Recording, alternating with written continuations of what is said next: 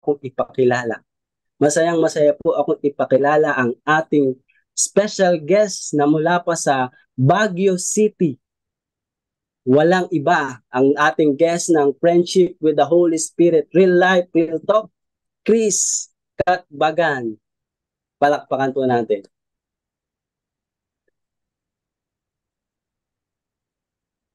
Ayun, hello po.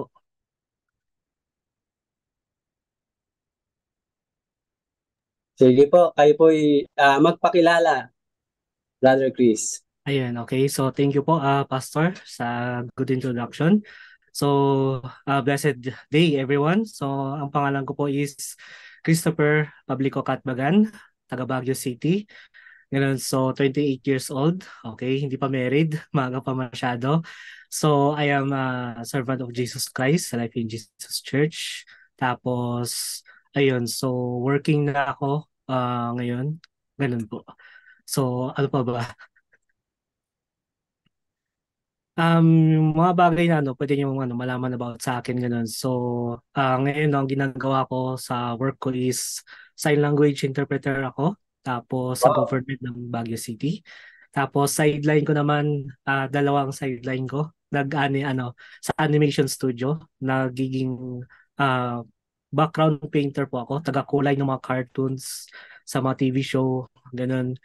Wow, grabe. Tapos sa church namin yun, sign language interpreter din po ako. Tapos sa online fellowship na inattendan ko, isa sa mga nagiging speaker doon, nagtitrain ng mga believers para kung paano mag-evangelize, kung paano mag-share ng gospel. Ganun po. Wow, galing, no? Pwede mo ba kaming turuan paano ba yung daily life sharing? Real life. Ayun. Ano ba Okay. yun? Pwede mo ba So, akong sampulan ng mga kaabangers natin sa hapong ito? Paano ba oh, ang daily life sharing, real life, real talk na walang boses? pwede naman po. Daily life Daily. sa sharing. Sige. Ayan. Paano yung real life? Real life, real Ah, to life. real life. Yan. Life. Ganun po. Paano yung real life talk? Yung thought. Ganun. Sige, okay. Sige, sasampulan natin mga kaabangers, no? Magsasabi ako ng welcome to daily life sharing. Real life, real talk. Siya naman ang mag-ano. One, two, three. Ah, Welcome to daily life sharing. Real life, real talk. Real life talk. Wow, ang galing, no? So, yan po ang ating guest ngayong hapon. Ayan, napakadaming talent. Pero alam ko sa likod ng talent na yan ay marami siyang pinagdaanan sa buhay. At ah, alam nyo, sa batang ano pa lang, no, ilang taon na po kay Brother Chris? 28 na po, Pastor. Ayun, 28 pa lang. 28 pa lang pero napakadami ng trabaho. At pwede nyo rin po bang batiin ng inyong pamilya or sino pong gusto nyong batiin bago po tayo magsimula sa ating real life, real talk? And so binabati ko po yung family ko. Yung mama ko na nanonood dyan, si Mama Marlene Katbagan. Tapos sa mga ka-churchmate ko.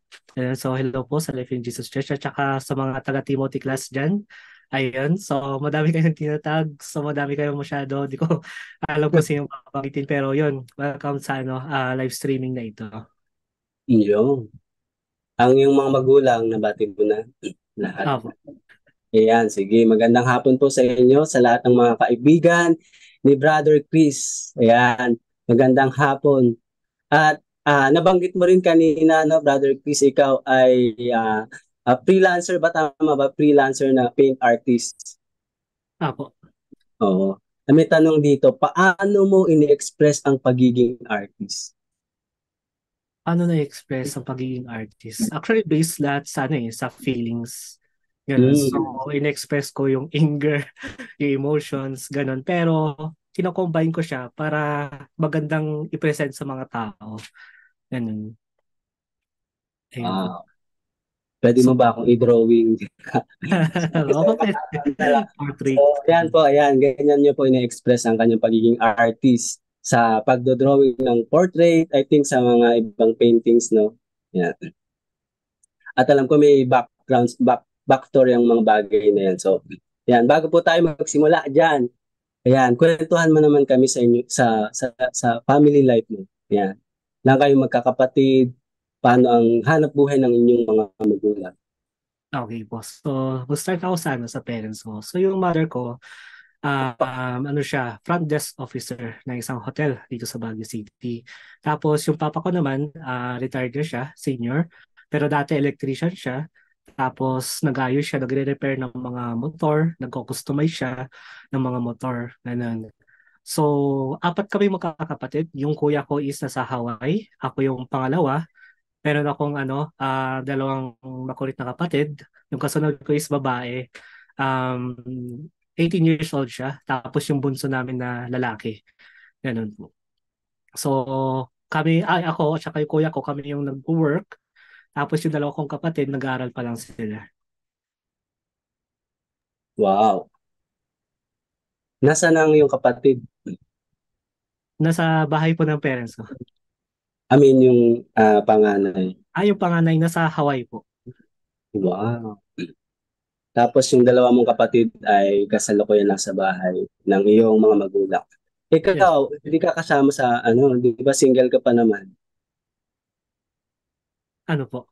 No, Wala ka sa pamilya mo ngayon. wala po. Hmm. Ano Yung yan? babae. Ano ka na? Nakabukod ka na, tama ba? Yes po. Hmm. Ayan. So, ah sabi mo dito, no, isang hotel front desk si mami mo at ang father mo naman isang retired electrician, tama ba? Yes po. Ayan. Ano naman ang di mo makakalimutan sa mga magulang mo? Paano kanila pinalaki? Paano kanila dinidisiplina? Okay po.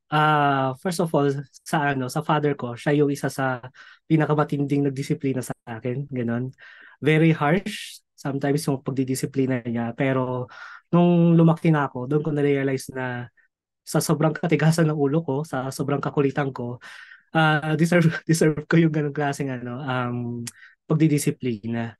Ganun. So, maganda yung team up ng father ko tsaka yung mother ko kasi si mama, siya yung nagko-comfort sa akin, siya yung nag-advise sa akin kung paano mas maging better na person, ganun, na hindi niya laging defend na dapat ito yung tama yung ginagawa ng father ko sa akin, kundi tinatry niya i-explain sa akin na ito yung reason kung bakit kailangan kong matuto, madisiplina sa tamang paraan. Ganun po. Bakit ka naman nadidisiplina? Baka dahil sa buhok mo. Sabi ni Samuel dito, ang ganda po ng buhok niyo, parang si Mo sa Three Stooges. Alam mo kasi, sobrang kulit ko dati nung bata ako. Pasaway ako, sobrang pasaway. Hindi ako nakikinig sa mga mas nakakatanda sa akin, ganun. Nakikinig ako sa mga friends ko. Minsan, ay sa mga pinsan ko, ganun. Kasi sila yung lagi kong nakakalaro noon. So, matigas ang ulo ko, makulit, kahit ilang beses nang nasabihan, ginagawa ko pa rin yung mga bagay na tingin ko nagpapasaya sa akin nung bata pa ako. Ayun naman pala. Mayroon ka bang specific na kwento? Ano ba yung specific na kwento na pwede mong i-share na talagang dahil dito na kakaroon ka ng nag, tawag dito yung pinakamatinding grounded na naranasan mo. Anong dahilan? Hmm. Sige, ito yung time na nagdo-drawing ako lagi sa classroom. Ganun. Kasi yun yung hilig ko. Nahirapan akong sumabay sa face sa mga classmate ko na naiintindihan nila yung discussion. Pero sa akin, parang walang pumapasok sa utak ko nung time na yun. So, tapos inaantok ako. So, kaya para hindi ako antokin, magdodrawing ako ng magdodrawing, ganun. Napapagalitan ako lagi kasi pati yung teacher ko, dinodrawing ko, ganun. Tapos natatawa ko kasi mag-isa ko lang tumatawa na dinodrawing ko yung teacher ko, yung mga classmate ko, ganun. Tapos dun, nag-start na binubully ako. Tapos biglang sinumbong yun sa kuya ko. Dinala yung kuya ko sa classroom namin nung time na yun. Nagsumbo yung mga classmate ko, pati yung teacher ko. Tapos yun, umiyak yung kuya ko. Tapos dumating yung time na nalaman ng parents kung gaano ako kapasaway, katigas ng ulo. So ayun, dinisiplina ako ng parents ko ng sobrang. sobrang disiplina na dapat hindi ako magagadget, mga ganung bagay. Dapat hindi ako lalabas ng bahay para makipaglaro, dapat stay lang ako sa bahay, maglilinis, ganun kung ano yung ipapagawa nila. So, ayun, nanahimik ako ng ng matagal-tagal. Ganun po. Yun. Ano naman naging impact nito sa iyo? Naging, kamusta ka naman sa pagiging, sa school mo, sa pagiging elementarya mo? Mm. Ano naman ang iyong lifestyle nung ikaw ay elementary? Malaro ka ba? Mapalakaibigan ka ba? Alam mo, palaro po ako nun, ganun. Palakaibigan pwede din, pero nung elementary days, halos walang gusto Three. makipag-friend sa akin. Weirdo, weirdo daw po ako. Ganun yung lang yung sasabi, ganun. Kasi ano yun, parang slow to learn ako nung elementary pa ako. Ganun. So, ang madalas kong nakasama nung times na yun is mga pinsan ko. So, actually kahit na-disiplina ako ng ganun katagal na binigyan ako ng boundaries, binigyan ako ng restriction. Bumalik pa rin ako sa pagiging artistic. Dinodrawing ko pa rin yung mga teachers. Tapos minsan iba na yung drawing ko. Tapos nagiging mas rebellious ako. Nagiging pasaway talaga. Ganun po. So, hindi pa nag-change yung ugali ko ng sobrang hindi dahil sa discipline ng parents ko po. Yan. Naalala ko tuloy no bro. Nagturo din kasi ako sa mga bata. At isa sa nakaka-distract talaga ay kapag yung estudyante mo nagdo-drawing lang. Parang hindi nakikinig. Tapos, ido-drawing ka niya. Ang drawing niya, minsan meron pang kakaibang drawing sa mukha mo. Talaga, no? Kaya, Mm. ayun. So, talagang, yan is sa mga na-experience ko nung ako'y mga nagtuturo pa. Hindi talaga siya, nakaka-distract siya. Yan. Mm. Bilang isang Oh. nagtuturo. Ayan. So, bukod doon, ano pa yung mga pagdo-drawing, ano pa yung mga nilalaro mo? Ikaw ba ay nakakapaglaro ka ba sa labas? Nakakapaghabulan ka ba, taguan, ganyan? Kasi, di ba, probinsya. Yes po. Mahilig ako makipaglaro sa mga friends ko sa labas. Doon sa kung saan ako nakatira dati.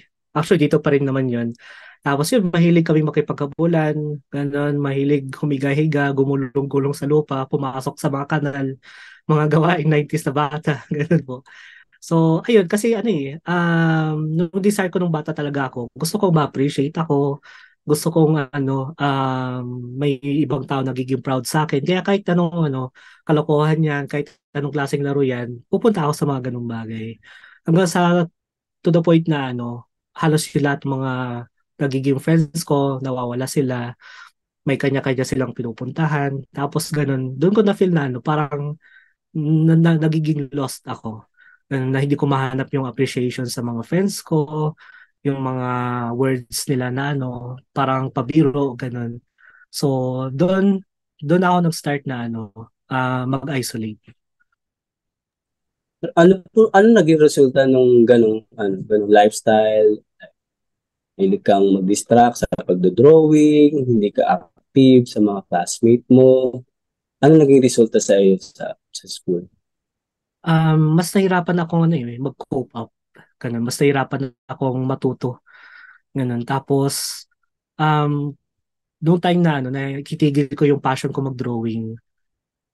Kahit yung mga classmates ko, sinasabi nila na wag na lang mag-drawing, mag-aral na lang. So, dumating din yung time na ayaw ko na mag-drawing. Tinigil ko about sa arts. Tapos pinilit ko yung sarili ko na matuto sa school. Ganun, pinilit ko yung sarili ko sa kagustuhan ng mga taong nakasurround po sa akin. Oo. Okay. Ano naman yung hindi mo pa makakalimutan ng elementary days mo? Siguro yung time po na yung bigla kong sinama ng tita ko sa church na Mm. ina namin. Ganun. Matagal niya akong sinasama lagi. Pero pag pupunta ako sa church, puro laro pa rin ako. Pero nung Mm. time na dito na parang na-lonely ako, nagpe-preach yung pastor namin. Di ko pa masyadong maintindihan yung preaching na yun, pero ang tinuturo niya about sa heaven and hell. Mm. Tapos tinanong sa akin ng tita ko, gusto ko bang ma-save? Mm. Kasi isip ko, ma-save? Ano yun? Mga ganung bagay. Tapos pinapakinggan yung preaching ng pastor namin. Si Jesus Christ, ganun. Tapos, nagkaroon ng tawag dito, ng altar call. Noong time na yun, kinakabahan ako kasi lahat ng mga tao sa paligid ko, nag-worship sila, walang pumupunta sa harap. Tapos in-encourage ako tita ko, punta ka lang sa harap. Sa akin, introvert ako. Ayoko ng mga ganung bagay. Pero, nagulat ako sa sarili ko kasi bigla na lang ako, naglakad papunta sa harap. Kasi naging obedient ako eh. Okay, sinunod ko na lang nung gusto ng tita ko para hindi ako kulitin. So pagdating ko doon sa harap, nakita ko ng pastor namin, sabi niya, do you want to accept Jesus Christ as your personal Lord and Savior? Tapos sabi ko lang, opo. Tapos yun, tinuruan niya ako paano mag-pray. Nung time na yun kasi, di ko pa natatry mag-pray. Ginagawa ko lang kung paano ako tinuruan ng mama ko, yung mga lines ng prayer. Pero doon, tinuruan ako ng pastor namin paano mag-pray na isa puso, pikit ko yung mata ko, i-ready ko yung kamay ko. Ganon, isipin ko, nakaharap ko si Jesus Christ. Nung moment na yun, pagbukas ko ng mata, parang ang liwanag tapos ang gaan. Tapos ang saya ko, yun lang yung maalala ko. Sobrang saya ko nung time na yun. Na Mm. sa mga friends ko, masaya din ako, pero pag may laro lang kami. Pero doon ko na feel na may peace pala kapag pinaniwalaan mo na si Jesus Christ yung magiging savior mo. Yun po. Yun po yung pinaka most memorable sa akin. Wow. No, galing no mga kaabangers. So talagang salamat sa nag-aakay kay Chris Katbagan sa murang edad at sa grade 5, ayan, na tinanggap na niya agad ang ating Panginoong Jesus bilang kanyang tagapagligtas. At anong nagbago? Ikaw ba ay nawala na ng bubuli sa iyo? Naging masayahin ka na ba after that? Ng elementary? Yung mga bully, meron pa rin sila. Ganun. Hmm. Never ko pinagperian na mawala yung bully sa buhay ko. Ano lang, ang naging focus ko lang nung time na yon, Lord, gusto ko ulit mag-pray kung paano ako nag-pray nung first time ko mag-pray. Gusto kong maranasan gusto kong maranasan yung mga naranasan ng mga nasa paligid ko. Nag-worship sila, tinataas sila yung kamay nila. Nung time na Hmm. yun, di-decide ko na, Lord, gusto kong ma-experience yung na-experience sila. So yung mga bully, nandun pa rin sila, pero hindi na sila yung naging focus ng problem ko eh. Nagkaroon ako ng curiosity kung paano ko mas makikilala si Jesus Christ, kung paano ko mas may experience yung tunay na siya sa buhay ko po. Ganun. Amen. Ang galing, no? Kaya do not underestimate, no, mga kaabangers, yung ating children's ministry. Kasi diyan pa lang natatamnan na natin yung ating mga anak. Sabi nga ni Sister Jonalyn dito, bro, wow, yan ang pinakamasaya talaga, yung genuine na pagtanggap sa Panginoon. Amen. Amen. Amen. Kamusta ka naman nung high school? Ikaw ba ay, ah, ano naman ang buhay mo nung high school? Ayun. So, nung high school ako, tahimik lang ako nung una eh. Kasi ina-expect ko, madami namang bullies. Siguro ayaw na naman nila sa passion ko, sa pagdodrawing. Pero iba eh, ibang-iba yung naging experience ko nung high school ako. So nung high school ako, parang hindi naman sa pagmamayabang, no? Pero parang naging sikat. Ganon. Kasi dahil sa pagdodrawing ko, lagi nanalo sa mga poster making, sa talent competition, lagi ako nandun. Pagdating sa mga ganong bagay, sa drawing, sa talent, Mm. lagi akong nilalagay sa mga ganong area ng life ko. So, parang naging focus ng high school life ko is more na napunta sa sarili ko, sa passions ko, sa talent ko po. Ganun. Wow. Nakita mo yung sarili mo. Nananalo ka ba naman? Ako po, lagi nananalo. Minsan dumating din sa point na ayaw kong sumali sa mga Mm. poster making kasi lagi akong inasar ng mga friends ko. Ganun. Kasi lumalaki yung ulo ko eh kapag pinupuri ako ng mga friends ko dahil laging nananalo, ganun. Hmm. Wow. As in, ano ba yung mga poster making, gano'n, ano ba yung mga dinodrawing mo nung high school? Ano po, sa about sa Christmas. Depende sa event po kung anong ano meron sa school namin. So lahat ng klaseng event, kung merong poster making, lagi akong pinapasali po dun. Ganun. Mm. Baka naman bro, inspired ka kaya pang grand prize ang yung laging nadodrawing. Inspired Isa ka ba po. nung high school? Ako inspired. Inspired sa Inspired ka dyan? mga maling bagay. Mm. Yan, mga inspired ka nung high school no, sa ayan, bukod sa sa talent na poster making, drawing, ano pa yung mga masasayang experience mo nung high school? Kung inaalala ko sa perspective ko ngayon, yung mga bagay na masasayang alaala, halos hindi connected kay Lord eh. Ganon. Siguro, naging masaya ako nung time na yun kasi meron akong mga friends na nagsusupport sa akin. May mga friends na gusto ko akong makasama. May mga friends na gusto sila lang magpa-drawing sa akin. Ganon. Parang desire nila na mas makilala ko. Mga ganong bagay. Yun yung maalala kong mga moments na naging masaya ako. Pero Mm. sa sobrang focus ko sa sarili ko, nawala na yung passion ko kay Jesus Christ nung high school ako. Ganun po. Sino na ang yung naging passion? Napunta-punta na sa maraming bagay, minsan sa friends. Mm. Tapos, nagkaroon din ako ng mga girlfriends noon. Ganun. Naging chick boy ako, to be honest po. Nung high school ako, nagpapalit-palit ng mga girlfriend, ganun. May Mm. times na sa sobrang desire ko na ma-appreciate ako, dumating ako sa point na nag-cheat din ako. Ganun. Meron yung sinasabay ko yung ibang babae, kahit may girlfriend ako. Tapos, yung iba, pinagyayabang ko pa sa mga friends ko. Ganun po. Mm. Naku po. Yeah, from introvert to, di ko alam kung ano itatawag, pero ah ah, nabilang naman po ba sa daliri ang iyong naging girlfriend? Yes po. Bilang pa naman sa daliri ko, yung mga Oo naging nga. girlfriend ko. Pero yung mga MU, ganun, hindi ko mabilang. Mm. Mm. Ako, ayan sabi ni Pastor. Mm. Naluma ang MU, chick boy na. Ayan ang bagong term natin, ang chick boy. Mm. Kaya nga po, Pastor. I-intro ko pa lang yung MU, pero talagang Nabanggit na po pala. nabanggit na. Di, i-skip ko na yung question na. Ayan, maraming pinaluha. Tama ba yun, Brother Chris? Medyo totoo po. Medyo. Napaluha din ako sa ginagawa ko eh. Ganun. Maraming umiyak. Ayan, sabi ni Kuya Sam, MU, maraming umiyak. Ayan. Opo.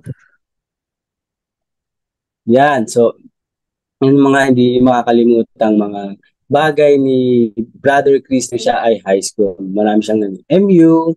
Bukod doon, may iba ka pa bang pinagkaabalahan ng high school? Um, Halos ganun po eh. Umiikot yung life ko nung high school ako sa mga friends ko. Ganun. Tapos nagkaroon din ako ng mga close friends sa church namin. Ganun. Pero parang di pa masyadong na-introduce sa akin yung Bible mismo. Kasi nung time na to di pa ako masyadong nagbabasa ng Bible. Ganun. Meron akong personal na Bible na binigay sa akin ng ka-churchmate ko pero hindi ko Eh, pa siya binabasa. Ganun. Hanggang sa third year high school na ako. Tapos, after nun, biglang nagkaroon na kami ng youth camp, worship camp sa Tagaytay. Tapos, doon, yung preaching ng pastor namin nung time na yun, parang, parang harap-harap na kinakausap niya ako. Yung bawat mali ko, bawat hidden sin ko, bawat mga bagay na tinatago sa sarili ko lang. Kasi ako, mahilig ako magtago. Okay? Kasi in-expect ko, dapat maayos ko muna to sa sarili ko. Para kapag okay na ako, doon ko sa i-claim na Christian ako, na nag-church ako. Pero ang dami kong hidden sins. Kasi nung time na to, hindi pa ako super Christian. Okay, so parang nakilala ko lang si Jesus Christ as a Lord and Savior. Pero hindi na ituloy yung commitment ko, hindi na ituloy yung desire ko para mas makilala siya. Kasi nasurround ako sa mga bagay na desire ko. Dahil nung elementary ako, wala itong bagay na to.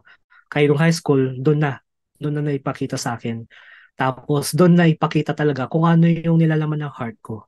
So, nung time na youth camp namin, yan, bawat patama ng pastor sa akin, feeling ko nga ako yung kausap ng pastor, titignan ko yung mga katabi ko. Okay, seryoso sila. Parang ako lang yung parang iyak na ako nung time na yun. Tapos, nagpray ako, Lord, pagod na ako na protektahan yung sarili ko. Pagod na ako na gawin kong okay yung sarili ko, na maging malinis sa reputation ng ibang tao. Ayoko nang panghawakan yung design na meron sa akin, yung pinupuri ako, yung na-appreciate ako ng ibang tao. Lord, kung ano yung mga bagay na hindi maganda sa iyong paningin, Lord, ipakita mo sa akin. At kung sobrang tigas ng heart ko, Lord, durugin mo ko, baguhin mo yung pagkatao ko. Kung kinakailangan na, payakin mo ako ng sobra para mawala lang yung ganitong klaseng ugali, Lord, gawin mo. Gusto kong isuko yung buhay ko, hindi dahil sa tinuturo sa akin ng ibang tao na mali ito. Gusto kong isuko yung ganitong klaseng ugali ko kasi alam ko, mas gusto mo na mabago ako kasi may plano ka sa aking buhay, Panginoon. So, ganun yung naging prayer ko nung time na yon. Tapos, grabe yung anointing na na-feel ko nung time na yon. Na na-feel ko na may kuryente. Tapos, na-feel ko na parang ang gaan ng atmosphere. Nung time na yon, talagang sinorender ko na kay Lord, Lord, hindi ko deserve yung ganitong klaseng buhay kaya naging Christian ako. Deserve ko na magkaroon ng buhay na meron ka.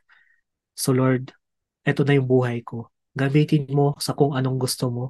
Kahit ayaw ko, gamitin mo ako. Kahit mahirap, Lord, gamitin mo ako. So yun po yung naging highlight no high school ako. Bakasyon bago mag fourth year high school po. Amen. Grabe, Lord. Sa buhay, binago. Ano yung, an- pagkatapos nung encounter mo sa Panginoon, ano yung kauna-unahang nabago sa buhay?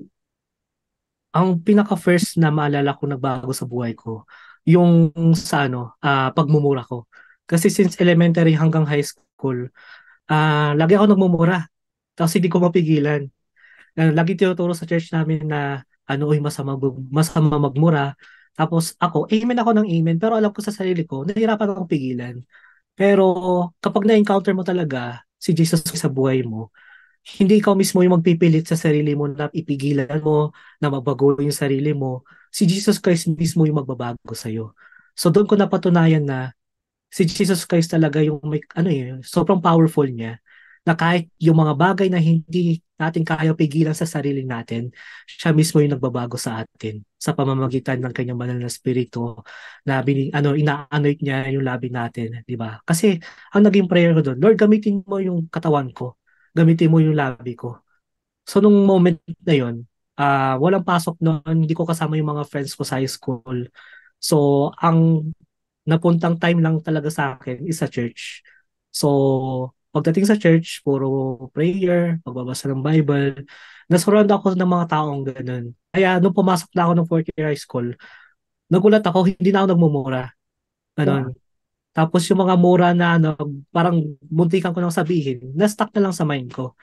Hmm. Tapos napapray ako, Lord, yung mura na ito, nasa isipan ko, Lord, tanggalin mo. Ayoko ng ganito. Buti na lang Lord, pinakita mo sa akin kung gaano ako kadumi sa buhay ko nung past life ko. Ganun, kasi kung wala ka Lord, ganun, mahirap na ako lang mismo na binabago ko yung sarili ko. So yung isang sign sa pagmumura, okay, as in nawala. Tapos pangalawa naman, kapag meron akong desire na gusto ko mag-invite ng mga friends ko sa church. Pero nung time na yon, gusto ko rin na share sila ng gospel. Kasi nung youth camp namin, yun yung ituturo sa amin mag-share kayo ng gospel, magpagamit kayo sa ating Panginoon. Eh nung time na yon, konti lang yung alam kong Bible verse. At ang alam kong Bible verse lang, John 3:16. Okay, for God so loved the world, mga ganung bagay. Lord, okay lang ba na mag-share ako ng isang verse, sobrang famous pa, common na alam ng ibang tao. Tapos ayun, biglang meron akong narinig sa na voice sa isipan ko, mag-share ka lang. Ganun. Tapos ang ginawa ko, trinay ko mag-share sa isang classmate ko. Tapos yun, kinakwento ko yung experience ko dati, chick boy ako, manyak ako dati, nalunod sa pornography, tapos natetempt sa mga friends, mga ganung bagay. Hindi sa pinagmamalaki ko yung bad life ko, pero proud ako kung gaano kagaling ang ating Panginoon sa buhay ko. Na yung maduming bagay na hindi matanggal sa buhay ko, siya mismo nagtanggal. Siya mismo tumulong sa akin para tanggalin ito. Ganun. So, nung shinare ko yun, tapos binasa ko John 3:16, sa sobrang mahal ka ng ating Panginoon. Okay? Nabinigay niya yung katangi-tangi niyang anak para lang sa'yo, para lang may ligtas ka. Yung friend ko na yun, na hindi ko ka-close, tapos yung friend ko na yun, may galit pa sa akin nung time na yun. Mm. Umiyak siya. Tapos sabi ko, bro, alam mo bang mag-pray? Tapos sabi niya, yes bro, alam ko mag-pray. O sige. Meron akong prayer na kailangan mo lang sabihin para ma-recognize mo na si Jesus Christ yung Savior mo. Kung alam mong i-pray yon, sige mag-pray ka. Pero kung kailangan mo ng guidance sa prayer, tulungan kita. So yun, nag-pray kaming dalawa. After nun, nag-hug kami. Tapos sobrang nagti-thank you siya. After nun, lumabas na ako sa school. Lunch nung time na yon, wala akong pera kasi nawala yung pera ko. Tapos pagbalik ko ng classroom, binigyan niya ako ng pagkain. Tapos sabi niya, bro, di ko alam bakit bibigay ko to sa'yo, pero basta sa'yo na sabi niya. Mm. Tapos after nun, yung mga classmate ko, uy, ano yung sinishare mo dun sa nating classmate, ganun. Parang sila na yung mismo lumalapit. Tapos ayun, dahil sa John 3:16, na alam ko lang yung Bible verse na yun, sinishare ko na hanggang na-invite ko na sila sa church. Tapos nagkakaroon na kami ng fellowship sa church or kahit sa classroom. Ganun, nabibuild yung movement ni Lord dahil lang dun sa simple movement niya. So nung time na yun, iisip ko, ang galing ni Lord na kahit isang Bible verse lang yung alam ko, siya yung kumikilos sa buhay ng mga friends ko. Yun po. Wow. For God so loved the world that He gave His only begotten Son. Ano kasunod? And That whoever believes in Him you. shall not perish but have everlasting life. Amen. Amen. Ayan, sabi ni Kuya Sam dito, dating mahina, pinalakas ng Diyos.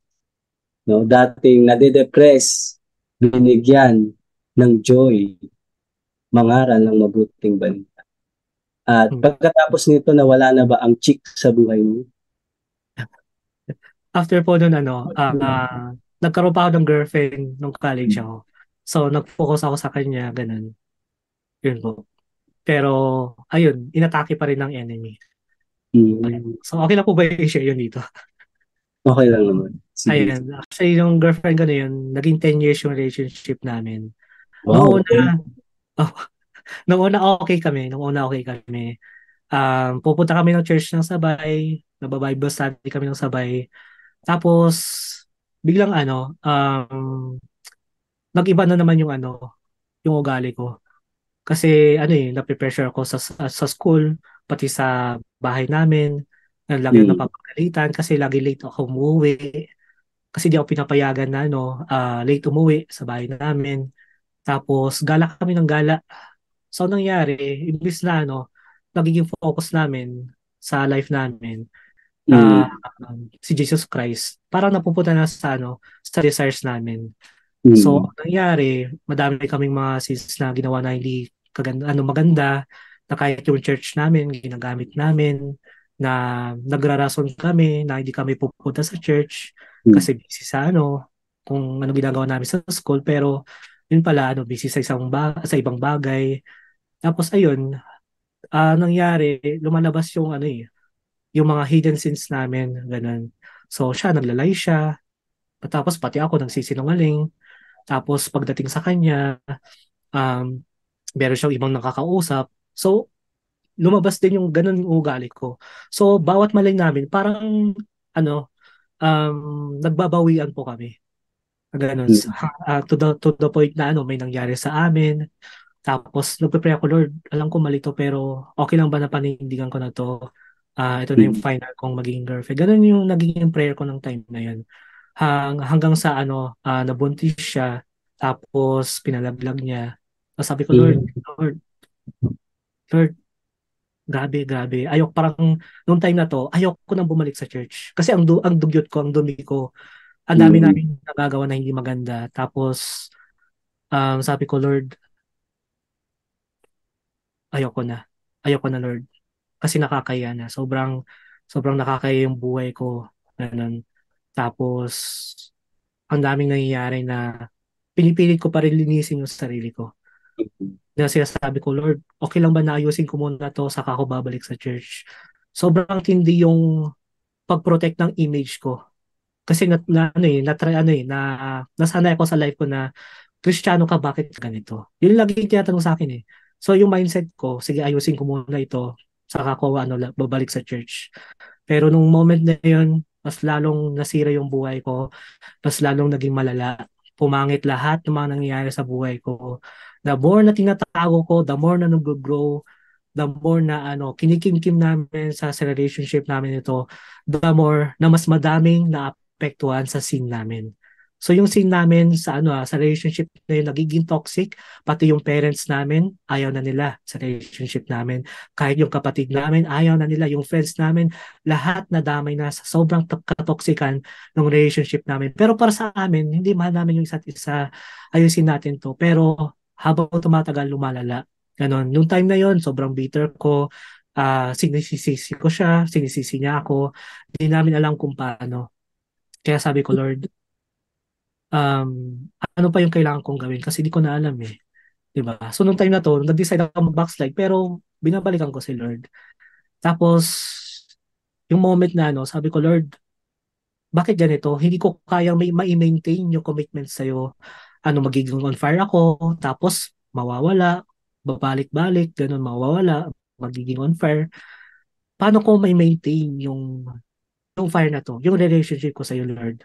Kasi yung heart ko, laging natutokso. Ang daling matukso ng heart ko. So yung moment na yun, nagkaroon kami ng matinding problem.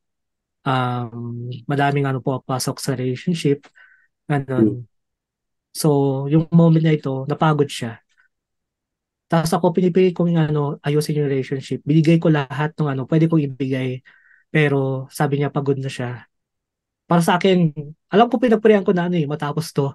Pero ang sakit pala. Tapos yun, hinayaan ko na lang, na gawin niya yung gusto niya.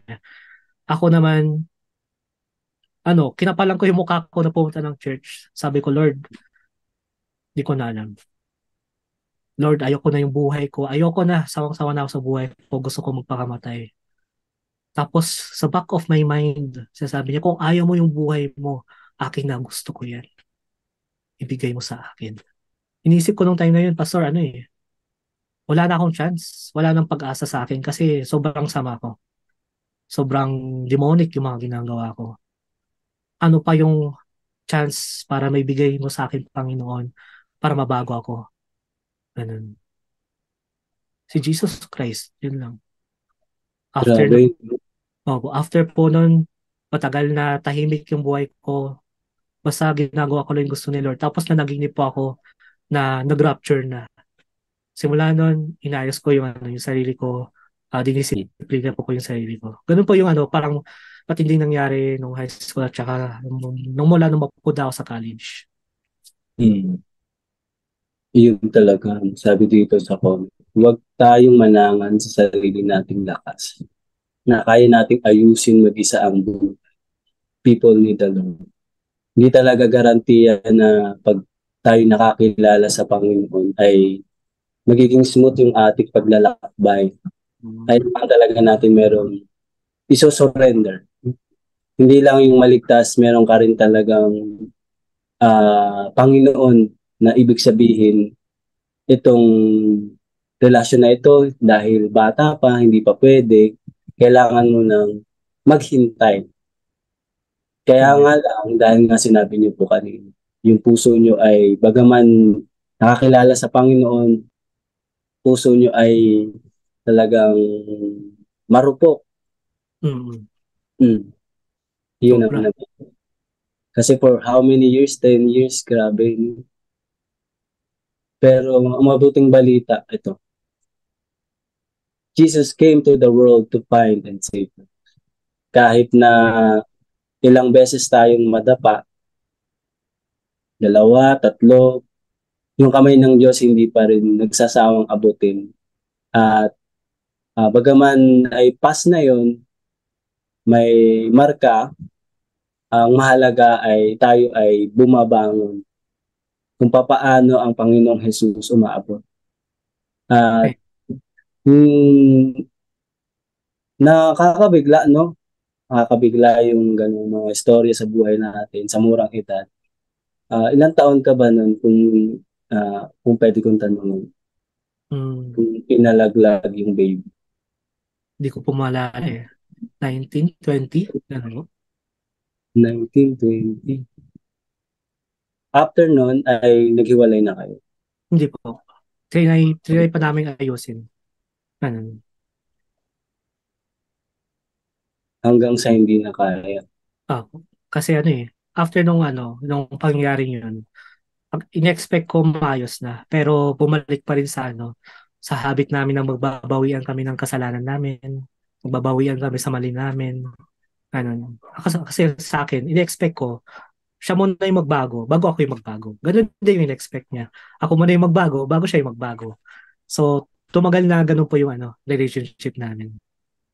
Ang pinipilit, no, yung nangyari ay pinipilit mong mabago yung sarili mo sa sarili mong lakas.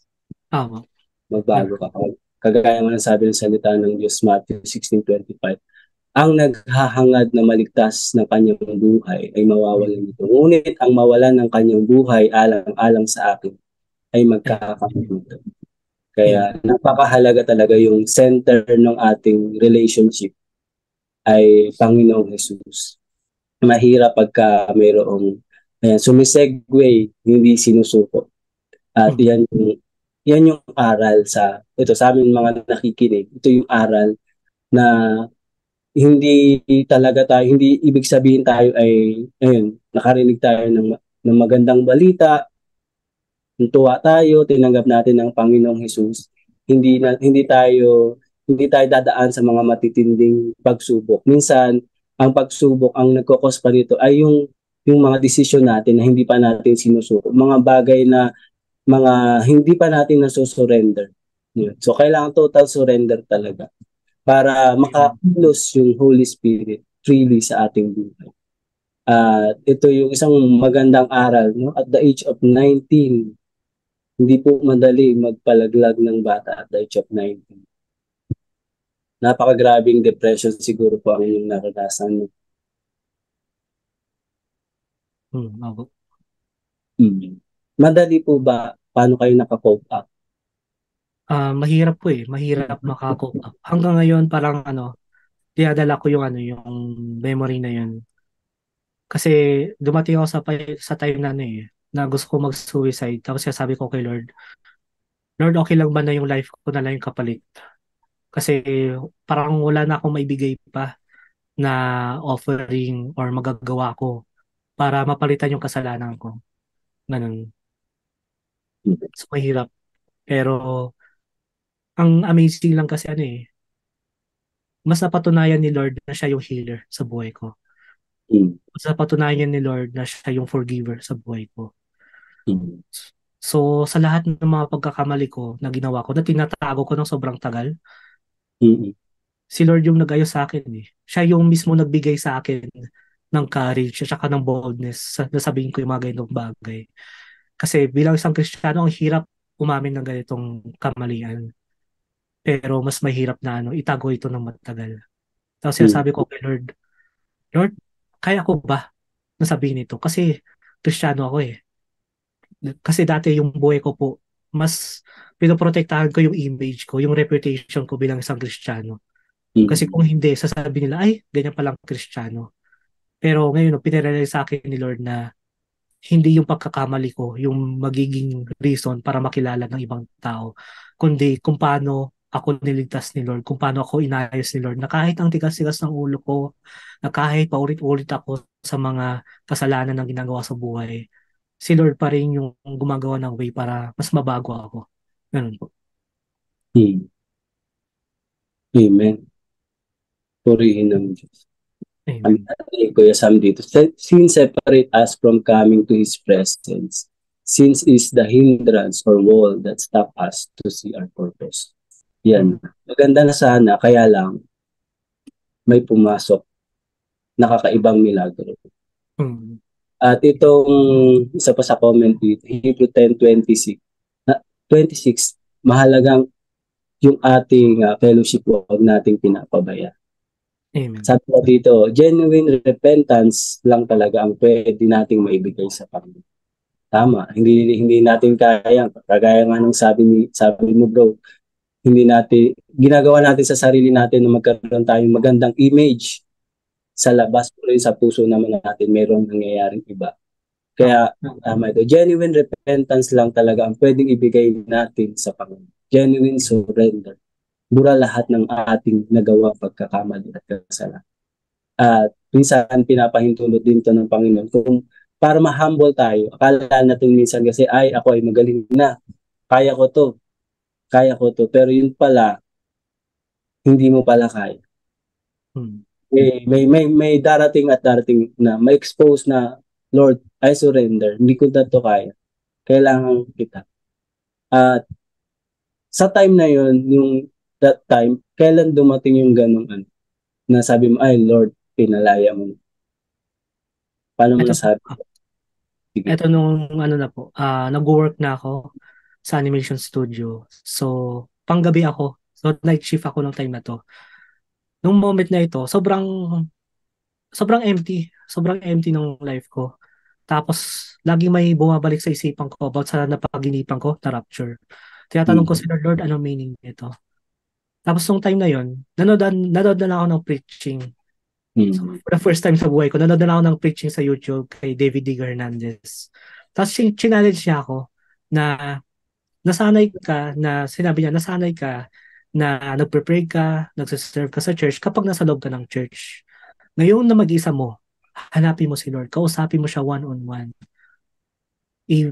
Mag-pray ka na sabi mo kay Lord, Lord, gusto ko maranasan yung mga bagay na hindi ko pa naranasan sa buong buhay ko.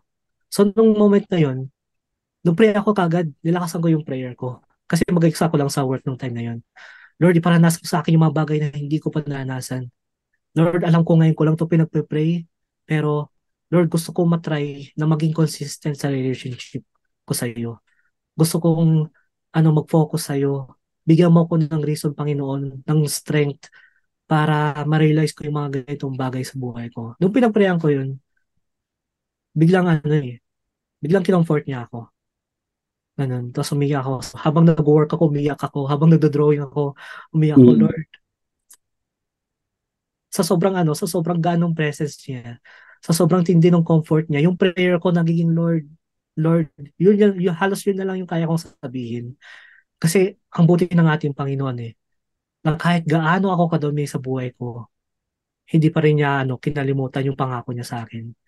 Hindi niya tinigil yung maganda niyang trabaho sa buhay ko. Tapos inaalala ko lahat ng mga nangyayari sa ginagawa ko sa buhay ko, Lord. Bakit after all ng ginawa ko, na-feel ko pa rin yung peace sa buhay ko? Tapos dito, pinirere sa akin ng ating Panginoon na peace I gave you. Yung sa Bible Mm. verse na yun, basta ko, Lord, thank you. Thank you ako. Ganun. Tapos doon na ako naka-encounter kay Holy Spirit. Tapos nabasa ko kasi sa Bible verse nung time na yun, sinabi niya, I will give you a comforter. I will give you a teacher.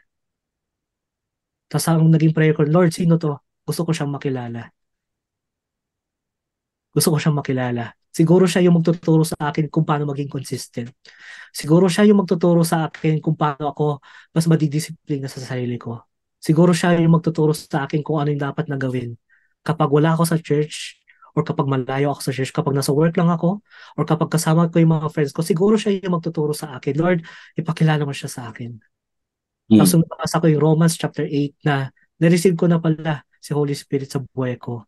Doon na tinatanong ko siya, Holy Spirit, paano yung ganito? turuan mo ko sa mga ganitong bagay. Patunayan mo nga na si Jesus ay totoo sa buhay ko. Mga naging ganun na yung question sa life ko. Mula po nun, di ko napansin na it's been how many years na hindi ako pag ganun sa Mm. Christian life ko, naging consistent. Tapos doon ko nasabi na ang galing ni Jesus Christ.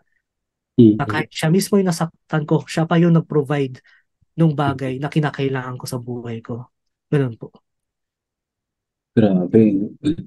Ano naging impact nito nung matapos ang ganung maka-cope up ka sa tulong ng presence ng Lord? Ano naging impact nito sa buhay mo, sa pamilya mo, sa kaibigan mo? Ano po, Nakapag-ministry ka na ba? nung time na nag-surrender ako kay Lord. Kasi nung time na yon, laging sinasabi sa akin ng mga ka-churchmate ko or mga ibang Christian, Holy Spirit, I want more of you. I want more of you. Tapos ako nag-pray ako, Lord, ganito din ba yung magiging prayer ko? Tapos biglang pumasok sa isipan ko, gusto mo nga na nare-receive ako. Gusto ko, nare-receive ko yung Holy Spirit. Paano naman yung Holy Spirit na nare-receive niya ako? So yung ang naging problem doon, oo nga, no? Lagi Mm. kong desire na ma-receive ko yung Holy Spirit. Pero halos wala akong maibigay na surrender or sacrifice sa ating Panginoon. Kaya yung naging prayer ko noon, Holy Spirit, take me, use me. Ganun. So mula nung pinag-prayan ko yun, meron siyang mga convictions na binibigay sa akin. Kaya sa akin, nag-surrender na ako eh. So kailangan mag-obey ka agad ako. Okay? So nung time na yun, na-convict siya sa akin. Pag-prayan ko, yung isang tao na hindi ko kilala. Mm. Ganun. Tapos yun, pinag-prayan ko, tapos pulubi siya. Tapos biglang gumandaw yung pakiramdam niya, nag-thank you siya. Tapos sabi ko kay Lord, Lord, ano pa? Ano pa?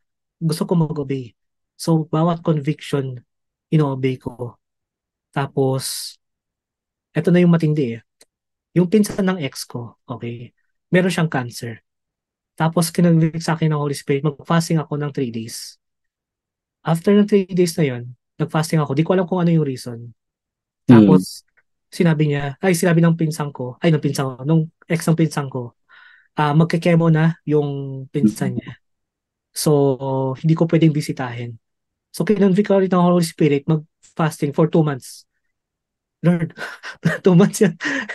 3 days nahirapan ako, 1 week nahirapan ako. Mm. Pero hindi.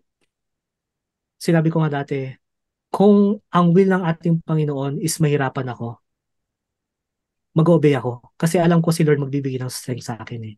Kaya Yun. pinangawakan ko yung Philippians 4:13 na I can do all things through Christ.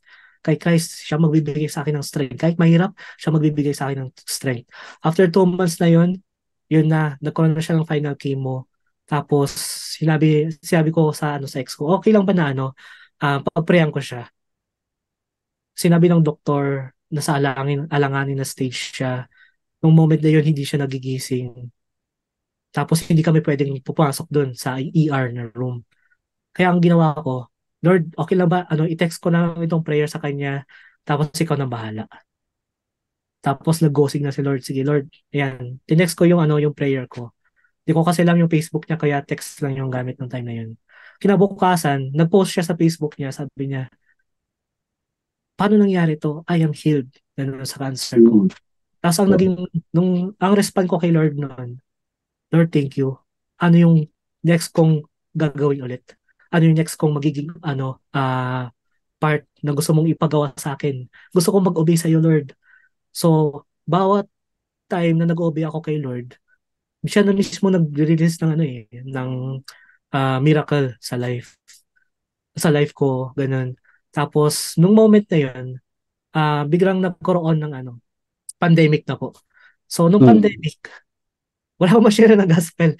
Di ko alam kung sino share ko ng gospel. Kaya gumawa ako ng TikTok. Tapos doon ako nag-share ng gospel. Tapos nagulat ako. Kala ko puro sayaw-sayaw lang meron sa TikTok. Tapos may mga Mm. nakilala ko na nagpo-post din, na nag-share ng gospel, nagpe-pray. Tapos si Pas J po yun. Yun yung pangalan niya, Pas J. J Walker. Tapos sabi niya, tara, gawa tayo Bible study. Tapos in-invite niya ako. So, yung Bible study na yon, nag-start kami, nag-exist na po yun. Pero Bible study na to, parang 5 lang kami, ganun. Tapos minsan nagsasalon kami kung sino praise and worship. Tapos tinuloy-tuloy lang namin yun habang tumatagal, okay, dumadami kami. Tapos, Lord, ano pa yung gusto mong gawin ko? Mag-obey ako, mag-obey ako. Di ko in-expect na yung 5 persons na group, na members namin, lumawak na Mm. lumawak. Ayun po. So, yung Timothy class, yun yung fellowship na kasamahan ko po dun. So, sabi ko, Lord, parang nakukulangan ako. Gusto ko pang mag-serve ng mga tao sa iyo. Gusto ko pang maglapit pa ng mga tao para sa iyo. Gusto ko pa na madaming tao makakilala, makarecognize kay Holy Spirit. Kaya ang ginawa ko noon, tinuro ko na lahat ng pwede kong turuan. Tapos di ko rin na napapansin ulit na months na palang lumilipas. Na hindi ulit ako nagbabackslide. Hindi na pumapasok sa isipan ko na Lord, ayoko na. Kapag nag-obey pala tayo kay Lord, doon nakikita yung surrender ng life natin eh. Kapag nag-surrender tayo, kahit mahirap mag-obey tayo, tapos di natin ma-realize na siya na pala yung kumikilos sa life po natin. So, ganun po yung naging time lapse nung naging result nung nasabi ko na Lord, I surrender. As in, sineryoso ko na eh. Kasi dati, sasabihin ko, pag nasa church ako, I surrender. Pero pagdating sa kasama yung mga friends ko, kasama ko yung mga ex ko, wala nang surrender doon. Binabawi ko na Lord. Pero nung moment na ito, Lord, nasa church ako, I still surrender. Bumalik yung mga taong ayaw ko sa buhay ko. Lord, I surrender. Isusurrender ko din sila para sa iyo, Lord. Kahit yung mga taong importante sa akin, Lord, willing ako surrender. Kasi alam ko, kapag hawak ko sila, mas napapahamak sila. Pero kapag ikaw yung may hawak sa buhay nila, mas naliligtas sila. So parang yung nasabi ni Pastor kanina na Bible verse, diba? If you cling into your life, okay, you will lose it. But if you will surrender your life for my sake, you will find it. So, yun po. Amen. Grabe, no? Truly perfect love cast out sin. Yan talaga, true surrender. Ayan. Kung gaano katindi yung sinuko mo sa Panginoon, ganoon din katindi ang pag-ibig na mararanasan. Itong Timothy class, ilang followers na ito? Nakalimutan ko, pero I think nasa 40,000 na po yung follower ng page namin. Grabe, no? Nagsimula lang siya nung Nung pandemic lang. pandemic po. Yes po. Nag-start ka mag-surrender kay Lord. Mag-start sa ministry. Ah, No? Galing, no? Kamusta naman ang impact ng pagbabago mo sa Panginoon? Pagsuko mo, total surrender mo, naakay mo ba ang pamilya mo? yes po. Nung time na nagtuturo ako sa Timothy class, gabi po yun. Yung parents ko, sobrang maaga silang natutulog. Nung mga first weeks na nagtuturo sa Timothy class, ito yung fresh pa lang na nag-start po kami. Lagi na lang reklamo sa akin, ang ingay-ingay mo. Magtuturo kang laks-laks ng boses mo. Ganon. Puro ka in Jesus name. Kailangan namin matulog. Yun lagi nila sinasabi sa akin. Pero after nung ilang days na lumipas, nagkaroon ako ng sakit. Nagkaroon ako ng fever. So, kailangan ko muna magpahinga. Hindi ako nakapagturo sa Timothy class. Hindi ako nakapag-share. Tapos ang tinanong sa akin ng mama ko, oh, ba't di ka na nagtuturo? Ganon. Simula nung tinanong niya sa akin yun, Hmm. nagpaisip ako. Tapos, Nagpapanagsahan. tapos nung Sunday na service namin sa church namin, kwento sa akin ng tita ko, uy, alam mo, simula nung nag-start ka magturo, lagi ka ng, lagi na nanonood sa'yo si mama mo, si papa mo, Hmm. naging good boy na, sabi niya sa akin. Ano ba? Sabi ko, parang gano'n, pero in-express ko yun. Pero sa isipan ko, Lord, eto na yung matagal kong pinagpurihan na maligtas sila. Lagi kong iniisip, Lord, ibang tao na lang yung gamitin mo. Kasi pag ako nahiya ako mag-share. Pero ito Hmm. na yung moment na kahit hindi natin intentionally na-share yung parents natin, minsan nakikinig din sila, di ba? Wow. Di natin i-expect na si Lord yung kikilo sa buhay nila. Ang kailangan mo lang gawin is i-proclaim yung salita ng ating Panginoon. Mula Hmm. nung moment na yon, kahit may sakit ako, Lord, magpe-preach ako. Kahit na masakit yung lalamunan ko, kung kaya kong magsalita, kung kaya kong i-share yung word, Lord, gagawin ko. Ganun po. Kasalukuyan, parehas mama at papa mo nag-church na. Opo, sa nanonood po sila sa live ng ano namin. Nasa church po namin. Grabe, no? Ano kaya ang next na gagawin ng Lord sa buhay mo, bro? Yun nga po, di ko alam. Pero excited po ako na ano, magpagamit pa rin sa ating Mm-mm. Panginoon. Excited ako na mag-serve sa mga tao. Nagkaroon ako ng vision eh. Binigyan ako ng vision ni Lord sa ano, kung ano ipapagawa niya sa akin. May part na sobrang sakit. May part na sobrang mahihirapan ako. Pero ang lagi ko sinasabi sa prayer ko, Lord, okay lang mahirapan at saka masakit. Basta meron pa rin yung guidance ng Holy Spirit. Kung wala yun, hindi ko kaya. Yun po. Mm.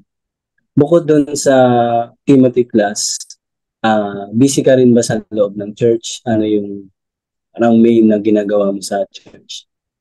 Main na ginagawa ko po sa church namin is nagtuturo ako sa mga deaf, okay, ng Mm. Bible study, ganun po. Yun po yung ano, focus ko sa church namin. Mm. Mm. Kasi language interpreter ka, no? Sign Yes. language interpreter. Wow. Gaano na katagal ang mula nung ikaw ay nag-start mag-ministry? Ilang taon na mula nung talagang fully blast na Lord, ito na ang ginagawa ko? Ano Simula, na mga abot bukod sa pamilya mo? simula nung 21 years old po ako. So, 28 na ako ngayon. So, 7 years na po. Hmm. Grabe, no? For 7 years, ilan na ang kaibigan na iyong naabot? Hindi ko po, hindi ko po mabilang eh. Hindi po kasi ako nagbibilang. Ang goal ko lang, basta kahit isang tao, everyday ito yung goal ko po lagi, everyday. Kahit isang tao lang may ilapit ako kay Lord, okay na ako. Ganun po. Mm. So, lagi ko nagiging prayer yon hanggang sa di ko na po nabibilang kung ilan na. Ganun Mm. po. Mm. Sa ngayon, kamusta naman ang iyong puso? Sa ngayon May po, so ano, masaya. Nabe-bless po ako sa ako, ano ginagawa ni Lord sa buhay ko. Ganun. mm. Tapos madami pang pinapakita si Lord sa akin na kailangan kong i-surrender. Ngayon ko mas nasasabi na, Lord, ang sarap mag-surrender. Ganun. Dati, Mm. surrender parang ayoko. Gusto ko to eh. Ganun. Pero ngayon, Lord, I surrender kasi mas gusto ko yung bagay na nanggaling sa'yo. Ganun po. Kaya wala akong ibang masabi kundi ang galing ni Lord sa buhay ko po. Amen. Grabe. Grabe ang buhay mo, bro. Hmm. At the age of 28, talagang ang experience mo sa Panginoon ay kakaiba. Masasabi kong saludo ako sa iyo dahil natuto kang sumuko, no? Sa kabila ng at first, minsan inisip natin yung image natin bilang Christian ay para ay nakakaya itong i-share, nakakaya ito. Pero alam ko marami dito talagang magpapasalamat sa Diyos, magpupuri sa Diyos dahil lang tinitingnan nila dito hindi yung nakaraan mo kundi kung papaano talaga kayang kumilos ng Diyos kapag tayo ay sumuko. At kung gaano ang impact nito kapag tayo ay naglingkod, hindi lang mga kaibigan natin, tingnan nyo, itong pamilya ni Chris, talagang alam ko very strict ang mga parents nito sa pagdodrawing. Ayaw nila na siya ay nagdodrawing, pero hindi mo akalain ito pala yung magagamit sa kanyang paghahanap. At hindi lang yon, makakasama niya pang maglingkod sa Panginoon. So yan ang impact na totally surrendered ka sa Panginoon. Ayan. Meron pa isang tanong dito. Ayan, bago tayo pumunta, no, mag-share mamaya si Brother Chris, no, mga 5 to 10 minutes about friendship sa ating banal na spirito. Nagkaroon ka po ba ng struggles or you have been criticized by your friends and family members in following Christ? Especially, lalo yung narinig nila ang patotoo mo. Yes po. Actually, kahit church members, meron nag-criticize sa ano, sa walk ko Mhm. kay Lord. Ganon. Kasi ang criticism, hindi yan mawala sa buhay natin. Okay? Dati, kapag narinig ko yung mga negative feedback nila, parang ang dali kong sumuko. Pero ngayon, kapag narinig ko yun, napapa-thank you Lord ako. Bakit? Kasi kapag merong problem na dumarating sa buhay mo, alam mo kung sino yung i-offer mong solution eh. 'Di ba? Kapag may mga ibang tao or mismo ka-churchmates mo, may magiging question sila sa ginagawa mo. Uy, ito ba yung tinuturo natin? Okay? Tama ba yung ginagawa mo sa faith mo? Lagi ka nagbabasa ng Bible or baka super spiritual ka na. Okay? Dito, hindi mo kailangan ipakita yung pagkatao mo. Ang kailangan mo ipakita yung salita ng ating Panginoon. Kailangan mo introduce si Jesus Christ sa buhay nila. Kasi yun parang sa grapes, okay, yung story ng grapes. Kapag pinipiga mo yung grapes, ang automatic na lalabas diyan yung juice ng grapes. 'Di ba? So pag sa Kristiyano, kapag pinipiga tayo, okay, ng situation sa buhay natin, family, or friends natin, or kahit sa ka-churchmates natin, kapag pinipiga tayo, kapag ang lumabas, okay, sa atin na yung characteristic natin is yung sarili natin, baka hindi tayo Kristiyano. Pero kapag piniga tayo ng sobra at si Jesus Christ yung nakita nila sa buhay mo, doon masasabi na you are a true disciple of Jesus Christ.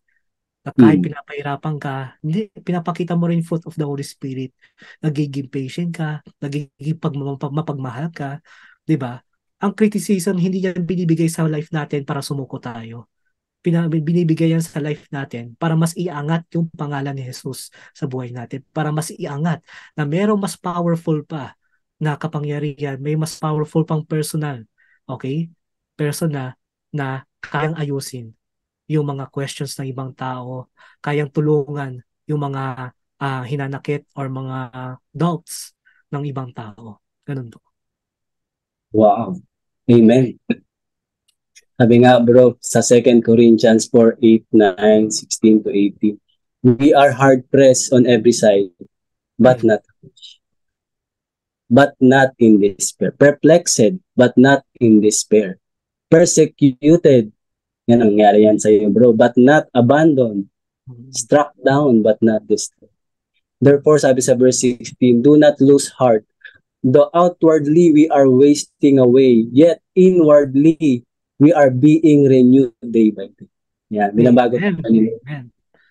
Sabi pa dito, for our light, verse 17, for our light and momentary troubles are achieving for us an eternal glory that far outweighs them all. So we fix our eyes not on what is seen, but on what is unseen. For what is seen is temporary, but what is unseen is eternal. Amen. Amen. Grabe, thank you Lord sa buhay mo, brother. Handa ka na ba? Mga ka-abangers, may question pa ba kayo kay brother? Mga kaibigan ni Brother Chris, alam niyo na ba ang kanyang patotoo? Yan, grabe. Siguro nagulat kayo, no? Pero mas magulat kayo kasi sa inyo kung nakakaranas kayo ng ganyang patotoo. Alam niyo, isuko niyo sa Panginoon niya. Huwag niyong patagalin. 1 taon, 2, 10 taon, matagal yan. 10 taon, bro. No, bro? Pero ang Diyos lang talaga makakapagpalaya sa iyo sa 10 segundong pagsukong. Amen? Amen. Kaya, ayan, salamat bro sa iyong sharing sa patotoo. At bago tayo magpaalam, yan, let's hear a word of God na share ni Brother Chris Katbagan. Ayun, so yun thank you so much po Pastor sa magandang opportunity na ito, okay? Pero so yung gusto kong i-share na very very very very short lang na kung bakit yung naging title natin is Friendship with the Holy Spirit. The Holy Spirit gusto niya na makausap mo siya at gusto niya na pakinggan mo din siya. Yung Holy Spirit mismo yung tutulong sa atin kung paano tayo mas mabago. Yung iba sa atin dito, siguro na bago na, di ba? Yung iba dito sa atin, mas nakilala si Jesus Christ. Maganda yon. Amen. Pero maganda din, no, na makilala natin yung part ng Trinity na si Holy Spirit. He will help you. Siya mismo yung maglalagay ng fruits of the Holy Spirit sa buhay mo. Siya magbibigay at magproproduce ng mga itong fruits of the Holy Spirit at saka ng gifts of the Holy Spirit. Kung ikaw, katulad mo rin ako na nalulong sa sa sariling desire, naging lustful, okay? Naging magnanakaw, kung ano man yung reputation nyo sa life nyo na sobrang sumisira sa inyo, na nahirapan kayong isurrender kay Jesus Christ. Si Jesus Christ mismo, ang i-recommend niya is the Holy Spirit. He will help you. He will comfort you. Papatunayan ni Holy Spirit na tunay si Jesus Christ sa buhay mo. Okay, kailangan mo lang magtiwala sa Kanya. Kasi di mo alam, di mo pa na-realize sa buhay mo ngayon, yung desire ng Holy Spirit na makipag-fellowship sa inyo ay mas matindi pa kaysa sa desire nyo na pumunta sa church or mag-pray kasi sa Kanya. Kasi sinabi rin no, sa Book of Psalms na 1,000 parts of sand, okay? Yung mga buhangin sa beach, ganun kadami yung iniisip ng ating Panginoon sa buhay natin. So kung ganun kadami yung iniisip niya sa buhay natin, ganun katindi yung desire niya para magkaroon ng fellowship sa iyo. Ang hinihintay na lang is yung response mo kung kailangan mong mag-pray sa Kanya ngayon.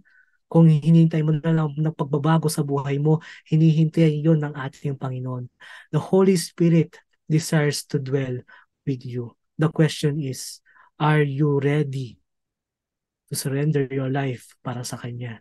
Pag nag-surrender ka sa ating Panginoon, you won't lose anything, you won't lose nothing because you have Jesus Christ in your life.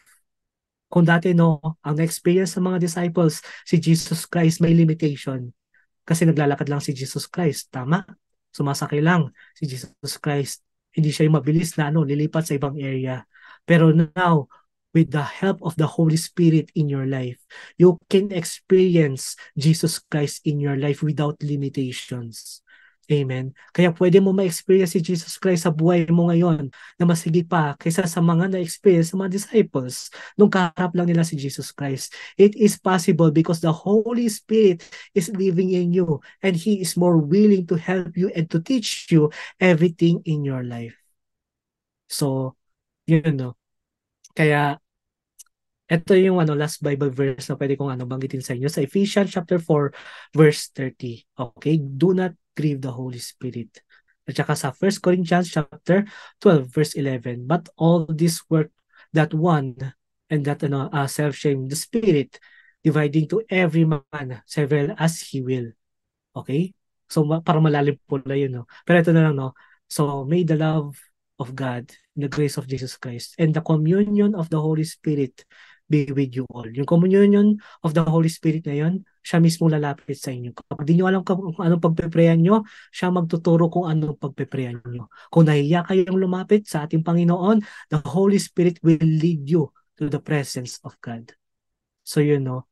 God bless everyone. Thank you sa time nyo sa pakikinig sa page na ito. Yun po.